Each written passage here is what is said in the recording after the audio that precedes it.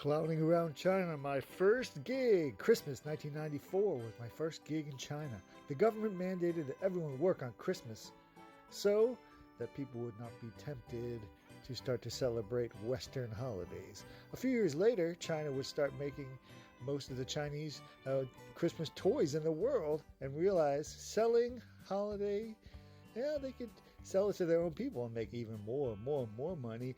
Plus, Santa is lots of fun. 圣诞老人好玩. The People's University followed the government's regulations and not let any decorations be put up in public areas. Winter holidays in China start right before the Spring Festival, which is sort of like Christmas, New Year's slapped together, but it lasts 9 days. Also, they let the poorest people go home first. The lowly workers first slowly go back, and then the rich people go closer to the actual holiday.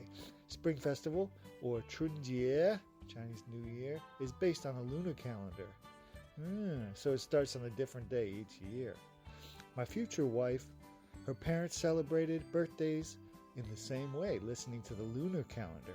In addition, traditional Chinese people still use the old way to calculate age. When you are born, bam, you're considered 1 year old.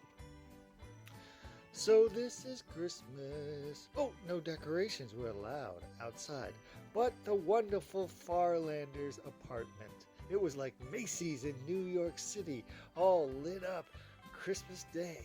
Wow, they had a wonderful tree. Oh Tannenbaum, oh Tannenbaum.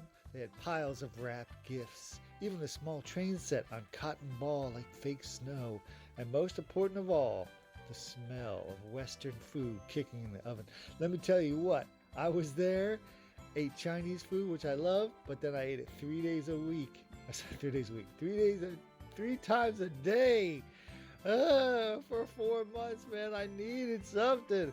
Wow, it was the first time in 4 months that I didn't have to eat Chinese food. It was awesome. The head hippie, Mr. Farlander, pulled me aside, asking, "Yo, Pars, man, you're a groovy clown like Wavy Gravy, right?" He rapped like a dude from the 60s. Yes, sir. You know it, sir. Oh, don't call me sir. I'm not the man. Man, you know what I'm saying, man? Yes, sir. I mean, yes, brah, I answered.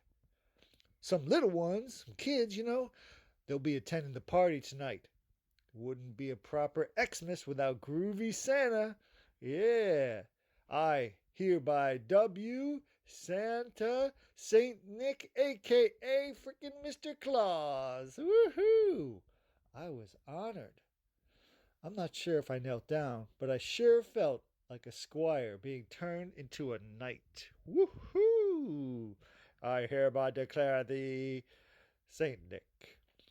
With the help from my creatively artistic elf assistant, Holly, we took an old red blanket, formed it into a Santa suit, then cinched it closed with the biggest belt we could find. We glued cotton balls together for a beard and mustache.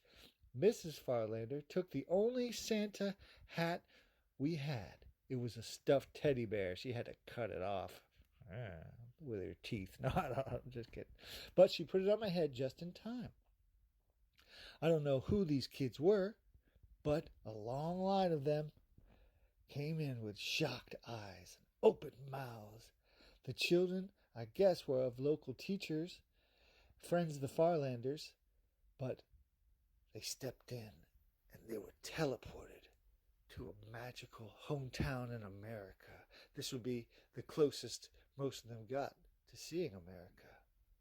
Many of these kids had never heard of Santa before, and I was the first representation of that image.